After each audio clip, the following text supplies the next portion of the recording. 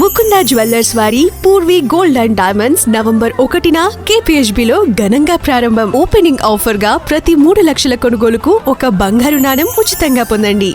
ఆంధ్రప్రదేశ్లో మోంథా తుఫాన్ భయానక బీభత్సం సృష్టించింది. మంగళవారం అర్ధరాత్రి బిఆర్ అంబేద్కర్ కోనసీమ జిల్లాలోని అంతర్వేదిపాలెంలో తీరాన్ని తాకిన ఈ తుఫాన్ 2 రోజుల పాటు రాష్ట్రాన్ని అతలాకుతలం చేసింది.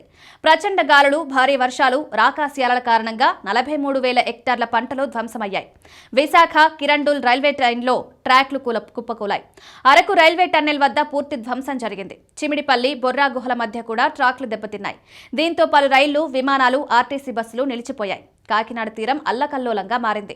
తాళ్లరేవు నుంచి తొండంగి మండలం వరకు 8-10 అడుగుల ఎత్తు అలలు ఎగసి పొలాలు ముంచివేశాయి. కొత్తపల్లి మండలంలో రహదారులు ధ్వంసమయ్యాయి. తుఫాను ధాటికి విద్యుత్ సరఫరాలో అంతరాయం ఏర్పడింది. 28,083 సర్వీసులు దెబ్బతినగా 21,057 సర్వీసుల్ని పునరుద్ధరించారు. 246 గ్రామాల్లో అంధకారం ఏర్పడగా 197 గ్రామాలకు అర్ధరాత్రికి విద్యుత్ తిరిగి వచ్చింది. 1000 బృందాలు, 11,761 మంది కార్మికులు పునరుద్ధరణ పనుల్లో నిమగ్నమై ఉన్నారు. మచిలీపట్నంలో బైపాస్ రోడ్ సబ్ స్టేషన్లో 33 kV లైన్పై ఫ్లెక్సీ పడడం, మంగినపూడి బీచ్లో తాటి చెట్లు కూలడంతో ప్రజలు ఇబ్బందులు పడ్డారు.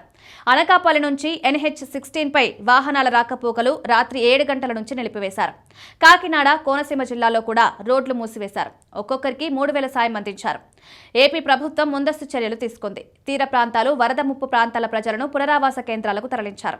ఆహారం, వసతి, వైద్య సదుపాయాలు అందించారు. సీఎం చంద్రబాబు కలెక్టర్లు, ఎస్పీలతో టెలికాన్ఫరెన్స్ నిర్వహించి ప్రతి గంటకు బులెటిన్లు విడుదల చేయాలని, రియల్ టైం అప్డేట్స్ ఇవ్వాలని ఆదేశించారు. పునరావాస కేంద్రాల్లో ఒక్కో కుటుంబానికి 3,000 నగదు, 25 కేజీల బియ్యం, నిత్యావసరాలు పంపిణీ చేయాలని సూచించారు. తుఫాను ప్రభావిత జిల్లాల్లో విద్యా సంస్థలకు సెలవులు ప్రకటించారు. ఆస్తి, ప్రాణ నష్టాలు జరగకుండా అధికారులు బాధ్యత తీసుకోవాలని హెచ్చరించారు. మత్స్యకార కుటుంబాల పరిస్థితి బాధాకరం.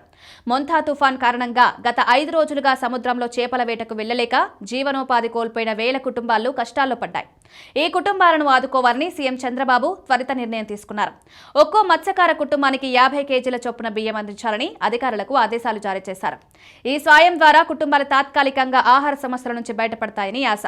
అదనంగా తుఫాన్ బాధితులకు కేంద్ర ప్రభుత్వం సహాయం కూడా అందుతుందని సీఎం తెలిపారు. తుఫాన్ కార్యాచరణ భవిష్యత్ తుఫాన్లకు మోడల్గా ఉండాలని సూచించారు. తుఫాను తీవ్రత తగ్గుతున్నప్పటికీ పునరుద్ధరణ పనులు వేగంగా జరుగుతున్నాయి. త్వరలో రైతుల నష్టపోయిన పంటలకు పరిహారం, మత్స్యకారులకు మరిన్ని సహాయాలు ప్రకటించే అవకాశం ఉందని అధికారులు తెలిపారు.